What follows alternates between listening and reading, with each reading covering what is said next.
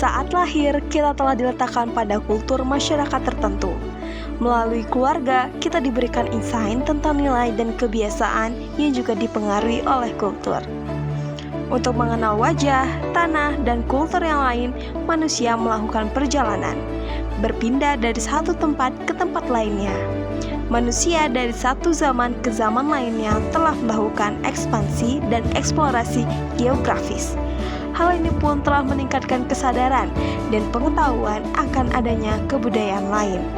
Karena adanya perbedaan kultur inilah, kemudian muncul pentingnya kesadaran akan kosmopolitanisme.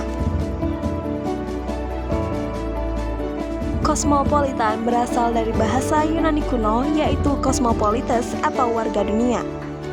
Kata ini telah digunakan untuk menggambarkan berbagai macam pandangan penting dalam filsafat moral dan sosial politik yang memandang dunia sebagai satu kesatuan yang terhubung dan terkait erat, bahwa kepentingan dan hak-hak setiap individu tidak terbatas pada batas-batas nasional atau kelompok tertentu. Kosmopolitanisme merupakan sebuah ideologi yang menganggap bahwa semua manusia berasal dan mempunyai kedudukan yang sama dalam satu komunitas. Batas-batas seperti ekonomi, keyakinan, fisik, budaya tidak menjadi penghalang untuk masyarakat saling berhubungan.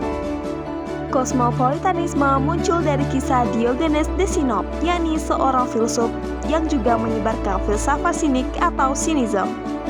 Diogenes hidup di zaman Yunani kuno. Ia bersikap apatis terhadap sistem pemerintah dan negara, sebab ia berpandangan bahwa peraturan negara kota ditentukan oleh kaum elit yang berpikiran sempit, egois, dan korup. Pada saat itu, basis identitas sosial yang paling kuat di antara orang-orang Yunani adalah negara kota atau kelompok Helenik yang homogen secara budaya dan bahasa.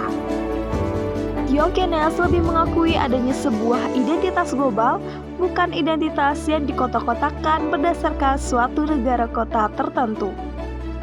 Diogenes diceritakan pernah ditanya dari mana asalnya, dan dia menjawab, "Saya adalah warga dunia." Diogenes memiliki pemikiran yang berbeda dengan Aristoteles, utamanya pada asumsi bahwa manusia adalah hewan yang berpolitik. Menurut Diogenes, manusia adalah spesies multikultural. Oleh sebab itu, tidak ada satu budaya atau tata krama yang paling benar. Budaya yang melekat karena silsilah keluarga dan tempat tinggal bukanlah satu-satunya budaya yang dapat dianut oleh manusia. Inilah yang kemudian ditawarkan oleh filosofi kosmopolitanisme, yakni mengajak kita untuk memahami keberagaman kultur. Sebab identitas kita sebagai bagian dari suatu kelompok kultur juga dibarengi dengan kesamaan identitas dalam satu kosmos.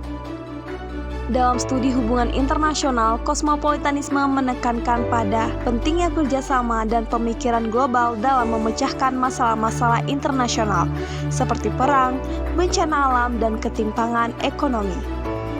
Jika kita menganalisis kosmopolitanisme secara umum, dijelaskan bahwa tidak ada negara maupun masyarakat yang sepenuhnya kosmopolit, dan tidak ada negara maupun masyarakat yang sepenuhnya tidak kosmopolit.